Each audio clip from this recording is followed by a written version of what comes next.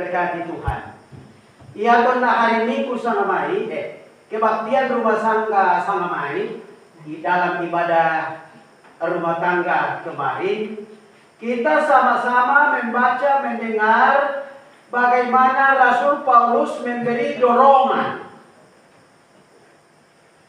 kepada jemaat dalam 1 Korintus yang ada di Korintus supaya turut serta dalam pelayanan diakonia, mengumpulkan uang untuk orang-orang kudus yang ada di Yerusalem. Saya mengulang saja, ya. Jadi napa kilalan, napa kaingaran, lako metu nako boman di Korintus, la turu lan pelayanan diakonia.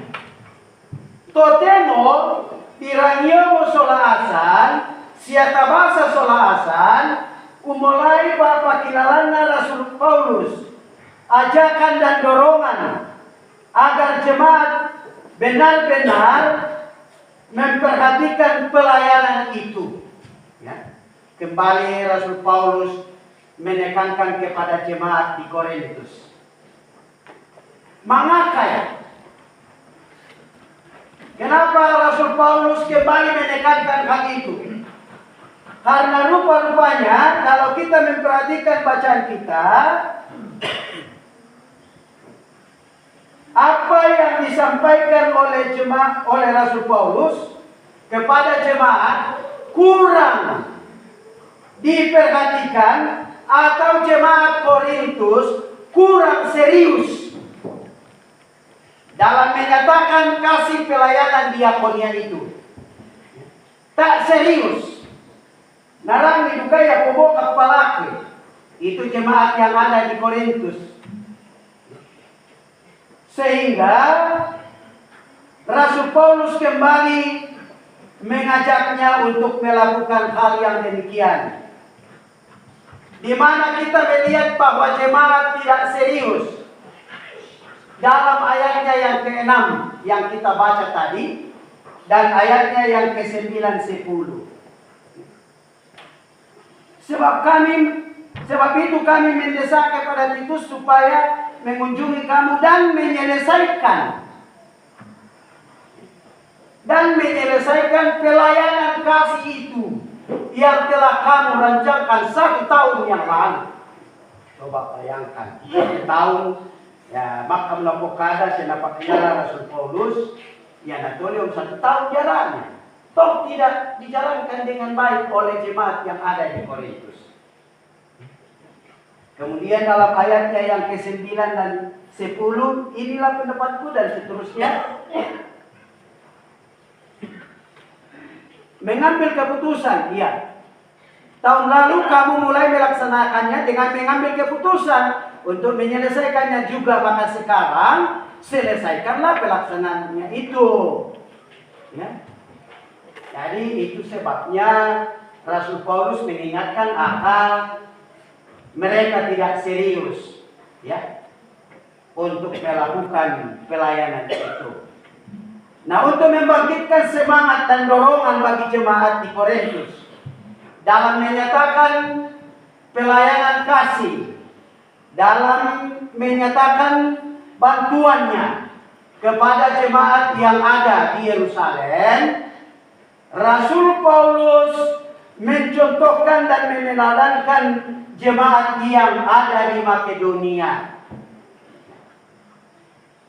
bahwa walaupun mereka sangat miskin dari segi ekonomi, ya, apalagi sedang mengalami tekanan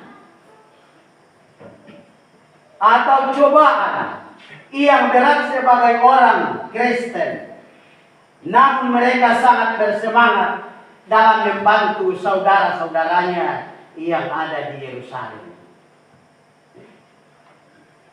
Sebenarnya Rasul Paulus dan kawan-kawan sepelayanannya nasi soal melayani. Maukah dibebani jemaat Makedonia itu yang ada di Makedonia seperti jemaat Filipi dan lain-lainnya? jemaat Berea. Ya. Di sana Rasul Paulus kumua ini jemaat kasihan sangat miskin. Tak tongan dia nak akal ada kande. Ya. Miskin dalam ekonomi. Apalagi merasa dipakai Rio. Coba total misalan. Katonganan pematua cobaan dan tekanan dari orang-orang karena imannya kepada Yesus Kristus. Mau ke Rasul Paulus Saudara, ya, kayak dibebani jemaat ini. Tetapi justru jemaat itulah, jemaat Makedonia yang ada di Makedonia, yang meminta kepada Rasul Paulus, berikanlah juga kesempatan kepada kami untuk turut dalam menyatakan pelayanan diakonia atau persembahan membantu saudara-saudara kami yang ada di sana. Mereka meminta supaya turut dilibatkan dalam pelayanan itu. Dan apa yang kita saksikan dalam bacaan kita, mereka memberikan lebih dari yang Paulus harapkan, melampaui kemampuan mereka.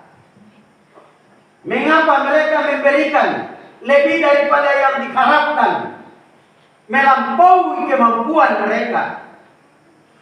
Karena dalam ayat bacaan kita dikatakan, karena mereka telah mengenal keselamatan atau kasih karunia di dalam Kristus Yesus. Ya.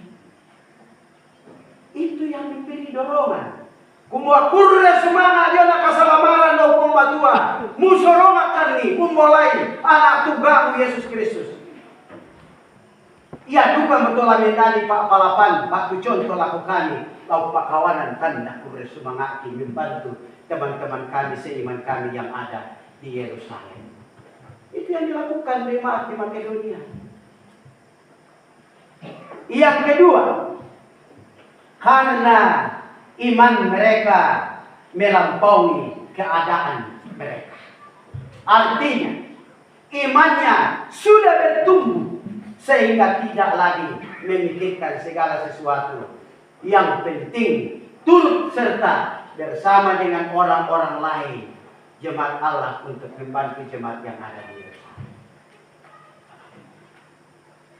Karena itu Paulus mengajak jemaat di Korintus untuk meneladani jemaat-jemaat Makedonia.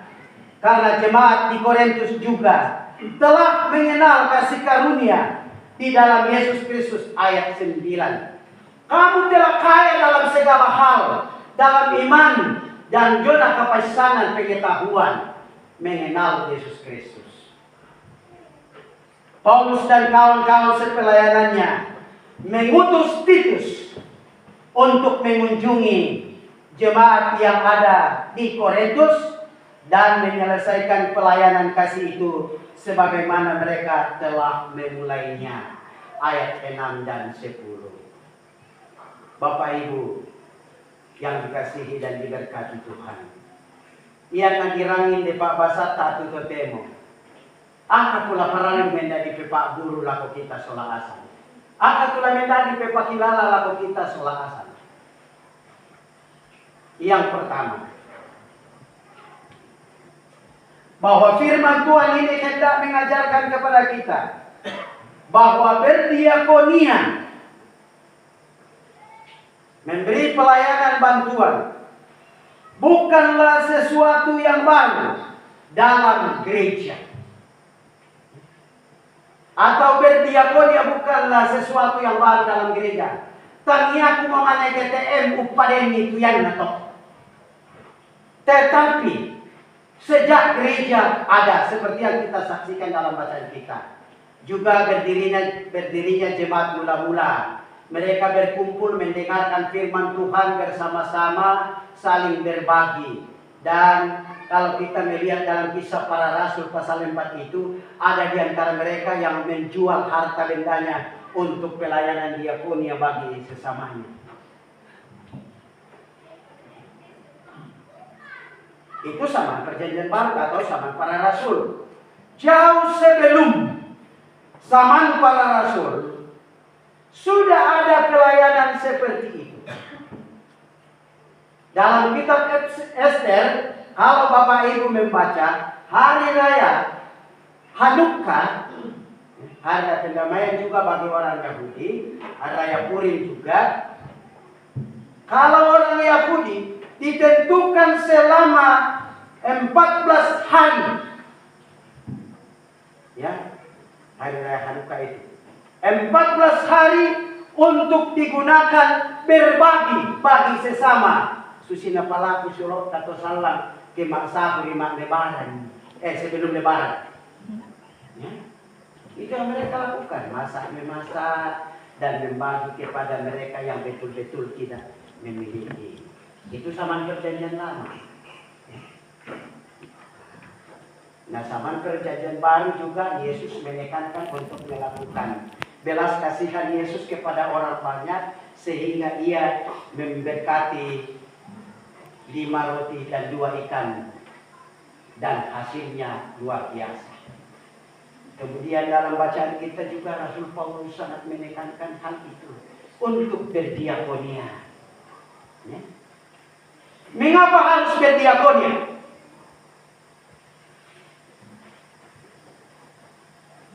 Karena bacaan kita mengatakan bahwa karena kita telah mengenal Yesus Kristus atau mengenal kasih karunia dari Allah di dalam Yesus Kristus yang telah berkorban memberi dirinya untuk menolong dan menyelamatkan kita. Dan karena itu kita dinasehati untuk berbagi dengan sesama sesuai dengan kemampuan dan kerelaan, dengan tujuan dalam bacaan kita supaya kamu saling mencukupkan.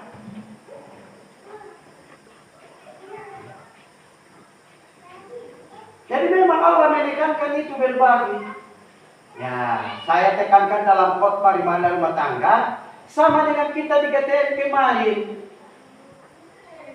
Coba bayangkan, bahkan pemimpin dalam jemaat mak luku-luku bersungut-sungut untuk memberi bantuan yang ada, jemaat yang ada di Makassar waktu itu.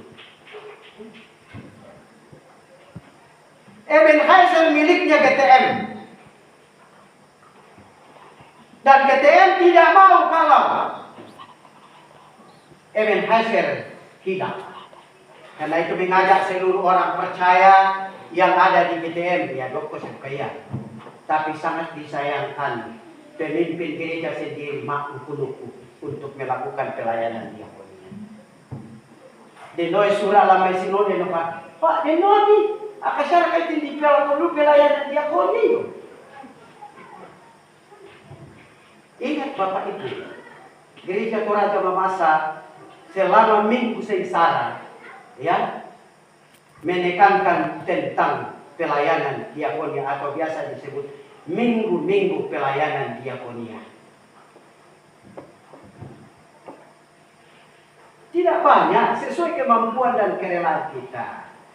Karena itu Rasul Paulus berkata dalam 1 Korintus, ya, sisihkanlah setiap minggu sedikit untuk pekerjaan itu. Jangan sisakan. Beda itu, ya.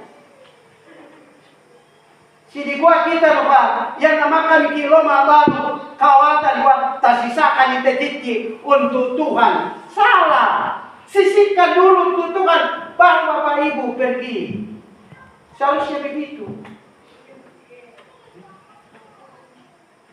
Karena semua kita selalu katakan, semua yang Tuhan, semua yang kita miliki hidup ini adalah milik Tuhan dan harus dinyatakan kepada Tuhan.